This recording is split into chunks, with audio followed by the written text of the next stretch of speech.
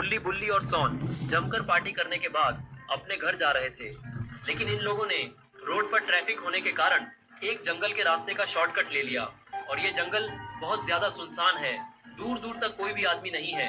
इन लोगों ने पार्टी में थोड़ा सा शराब पिया था, जिसके कारण गुल्ली को ज्यादा ही नशा चढ़ गया है और वो नशे में कुछ भी बड़बड़ा रहा होता है। रोम रोम भाइयों, सिस्टम पार देंगे, सिस्टम पार देंगे।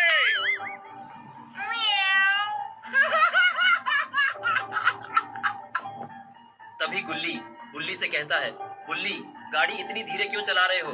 सामने ट्रैफिक है क्या, या फिर तुम्हारे अंदर दम नहीं है तेज भगाने का? क्यों डर गए हो तेज भगाने से? ये सुनकर बुल्ली को गुस्सा आ गया और बस फिर क्या था, वो गाड़ी को सल्लू भाई की तरह भगाने लगता है, यानी कि फुल स्पीड में चलाने लगता है।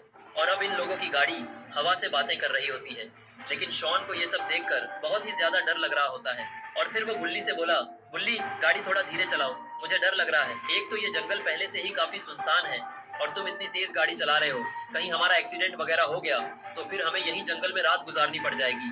और यहाँ आसपास कोई घर भी नहीं दिख रहा, तो मुझे लगता नहीं है कि यहाँ कोई रात गुजारने लायक जगह है, इसलिए गाड़ी थोड़ा धीरे चलाओ। वैसे भी सामने का नजारा ठीक से दिखाई नहीं दे रहा है। ये सुनकर बुल्ली बोला, शॉन तुम बहुत ज्यादा डरपोक हो, तुम्हें इतना डरने की कोई जरूरत नहीं है।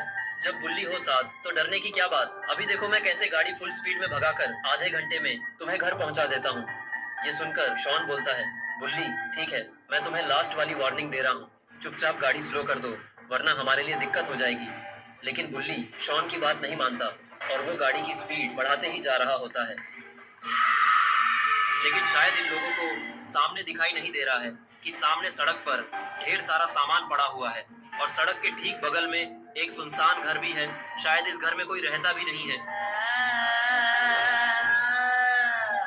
और फिर जिसका डर था वही हुआ। बुल्ली 150 की स्पीड में गाड़ी भगा रहा था, जिसकी वजह से उससे गाड़ी नहीं संभलती और फिर इन लोगों की कार पोल में जाकर भिड़ती है और गिरने के कारण पीछे से सॉन उछलकर डिवाइडर पर जाकर मुंह के बल गिरता है, जिससे उसका मुंह लाल हो जाता है और उसकी पॉटी भी निकल जाती है। लेकिन शॉन उठ क्यों नहीं रहा?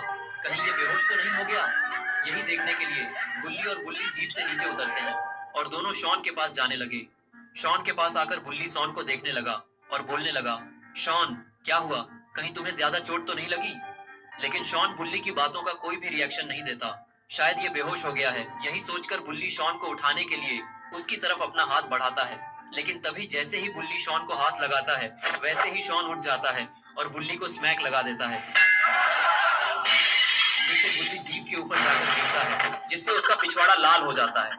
और फिर शॉन नीचे उतरकर बुल्ली से बोला, बुल्ली तुम्हारे गाड़ी तेज चलाने की वजह से हमारा एक्सीडेंट हो गया।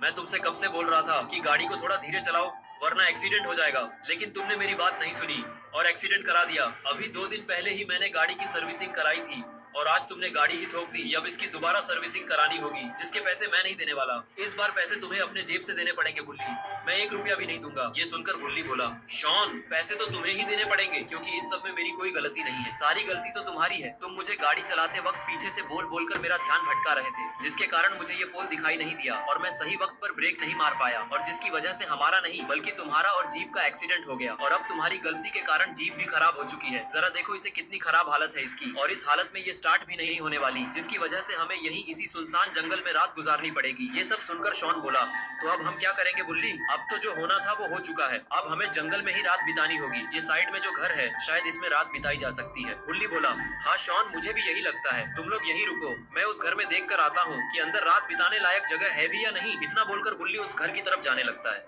घर के पास आते ही बुल्ली सीढ़ियों से ऊपर जाने लगता है। ऊपर आते ही वो अंदर देखने लगा। बुल्ली ने देखा कि ये ऊपर का कमरा तो रात बिताने के लिए बिल्कुल सही जगह है, क्योंकि इस कमरे में ज्यादा सामान भी नहीं फैला हुआ है और एक बिस्तर भी पड़ा हुआ है। लेकिन इन लोगों को इस बात का अंदाजा भी नहीं होगा कि आगे उनके साथ क्या होने वाला है, क्योंकि यहाँ पर एक बंद पड़ी पुरानी बस खड़ी है और इस बस के अंदर से कोई इन तीनों को देख रहा है। लेकिन ये कौन हो सकता है? दोस्तों अगर आपको पता है कि ये कौन है तो मुझे कमेंट में जरूर बताएं। जिसके कमेंट पर सबसे ज्यादा लाइक आएगा उसे नेक्स्ट वीडियो में शाउट आउट दिया जाएगा। और तभी देखते ही देखते उस बस के 4 बड़े बड़े ज़ॉम्बी जैसे पैर निकल गए। शायद ये कोई श्रापित ज़ॉम्बी बस है, जिसकी वजह से इसमें ज़ॉम्बी जैसे पैर निकले हुए हैं। और ये चीज होते हुए बुल्ली ऊपर से देख लेता है और ये देखते ही गुल्ली और शॉन से कहता है कि गुल्ली और शॉन जरा उधर देखो वो क्या है। वो बस देखने में तो बहुत भयानक लग रही है। ये सुनकर गुल्ली और शॉन भी उस बस की तरफ देखने लगे और उस बस को देखकर दोनों के होश उड़ जाते हैं। और तभी अचानक से वो बस गुल्ली और शॉन की तरफ बढ़ने लगती है।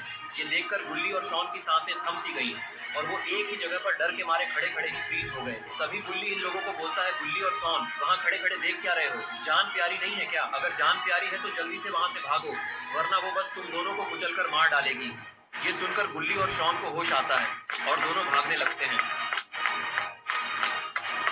दोनों भागते भागते घर के पीछे आ जाते हैं, लेकिन तभी ये क्या हुआ? ये दोनों रुक क्यों गए? अरे ये क्या? ये तो चुड़ैल है, लेकिन ये यहाँ पर कैसे आ गई? और तभी चुड़ैल ने गुल्ली को धक्का दे दिया, जिसके कारण गुल्ली फेंस से जाकर भिड़ा और बेहोश हो गया। ये देखकर शॉन को गुस्सा आ गया और बस फिर क्या था, शॉन ने नाव देखा ना ताओ और सीधे चुड़ैल पर ड्रम फेंक दिया, जिससे चुड़ैल वही ढेर हो जाती है। चुड़ैल का काम तमाम करने के बाद शॉन गुल्ली के पास जाता है और उसे घसीटकर पत्थर के पीछे ले जाता है और पेड़ के सहारे बैठा देता है। और इधर वो बस गुल्ली के पास आने लगती है। बस को पास आता देखकर गुल्ली घबरा जाता है और पीछे की तरफ भागता है। शॉन पत्थर के पीछे से गुल्ली को देखने जाता है और वो देखता है कि बस घर के एकदम पास आ चुकी है। ये देखकर शॉन काफी ज्यादा डर जाता है और तभी बस अपना एक हाथ घर पर मारती है, जिसकी वजह से वो घर टूट जाता है और गुल्ली गिरकर बेहोश हो जाता है। ये देखकर शॉन को समझ नहीं आ रहा होता है कि अब वो गुल्ली को बचाएंगे कैसे। और तभी गुल्ली को भी होश आ जाता है और वो उठकर खड़ा हो जाता है और वो समझने की कोशिश करने लगता है कि उसके साथ हुआ क्या। और तभी उसे शॉन दिखाई देता है। वो शॉन के पास जाकर उससे पूछता है कि मैं यहाँ पर कैसे आ गया था और मैं बेहोश कैसे हो गया था। शॉन उसको बताता है कि चुड़ैल ने तुम पर हमला कर दिया था, जिसके वजह से तुम बेहोश हो गए थे।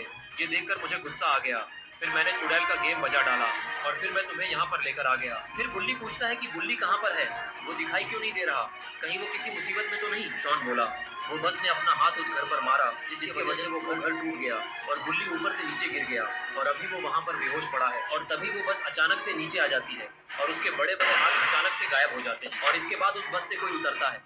अरे ये क्या, ये तो बाबा हैं, लेकिन ये यहाँ इस बस में क्या कर रहे थे?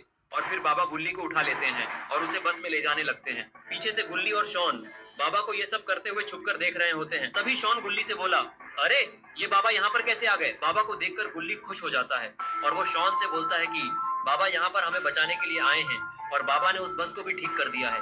देखो उसके बड़े बड़े हाथ गायब हो चुके हैं। और फिर शॉन बोलता है कि हाँ गुल्ली, मुझे भी यही लगता है, लेकिन एक बात मुझे समझ में नहीं आ रही कि आखिर बाबा इस बस में पहुंचे कैसे। ये दोनों बात कर ही रहे थे कि तभी बाबा वापस से बस से उतरते हैं और गुल्ली और शॉन को इधर उधर ढूंढने लगते हैं। उन दोनों को ढूंढते हुए वो घर के पीछे जाने लगते हैं, क्योंकि बाबा ने उन्हें आखिरी बार घर के पीछे जाते हुए देखा था। तभी गुल्ली और शॉन बस की तरफ भागते हैं और बस के अंदर जाने लगते हैं गुल्ली को देखने के लिए। और इधर अंदर गुल्ली को भी होश आ जाता है, वो भी उठकर खड़ा हो जाता है।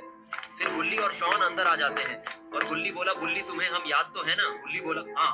भला मैं तुम दोनों को क्यों भूलूंगा, मुझे कुछ हुआ थोड़ी है, बस मुझे ये बताओ कि मैं इस बस में कैसे आ गया। गुल्ली बोला, तुम्हें यहाँ लाने वाले बाबा हैं, उन्होंने ही तुम्हें बचाकर बस में लाया है और उन्होंने इस बस को भी ठीक कर दिया है।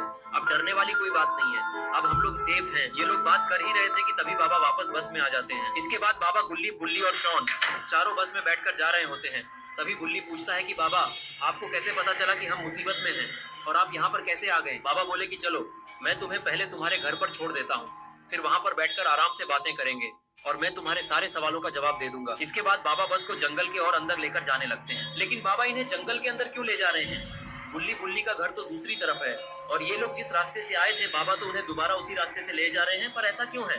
तभी गुल्ली बाबा से पूछता है कि बाबा हम तो इसी रास्ते से आए थे, तो हम दोबारा इस रास्ते से क्यों जा रहे हैं? हमारा घर तो दूसरी तरफ है। लेकिन बाबा ये सुनकर गुल्ली की बातों का कोई जवाब नहीं देते और बस चुपचाप मुस्कुरा रहे होते हैं, जिसे देखकर गुल्ली बुल्ली और शॉन को भी कुछ समझ नहीं आता। तभी गुल्ली बाबा से बोलता है कि बाबा मुझे तो आपने कुछ गड़बड़ लग रही है, क्योंकि आप मेरे बातों का जवाब ही नहीं दे रहे हैं। ऐसा तो आपने कभी नहीं किया, कहीं आप नकली बाबा तो नहीं जो हमें भैंस बदलकर पागल बना रहे हैं? बाबा बोलते हैं कि तुम लोगों को ऐसा क्यों लग रहा है कि मैं नकली बाबा हूँ, और मैंने तो तुम लोगों की जान बचाई है इस ज़ॉम्बी बस से, और तुम लोग मुझे थैंक्स बोलने की जगह नकली बाबा बता रहे हो। और अगर तुम्हें ऐसा ही लगता है तो ठीक है, अभी तुम लोग देखो कि मैं क्या करता हूँ। बाबा के इतना बोलते ही उस बस के ज़ॉम्बी वाले पैर वापस निकल जाते हैं और फिर बाबा बोलते हैं कि हाँ तुम लोगों ने सही समझा, मैं नकली बाबा ही हूँ और मैंने तुम लोगों को बेवकूफ़ बनाकर अपने जाल में फंसा लिया है और अब मैं तुम लोगों को सुनसान जंगल में मारने के लिए ले जा रहा हूँ और अब तुम सभी को मुझसे कोई नहीं बचा सकता।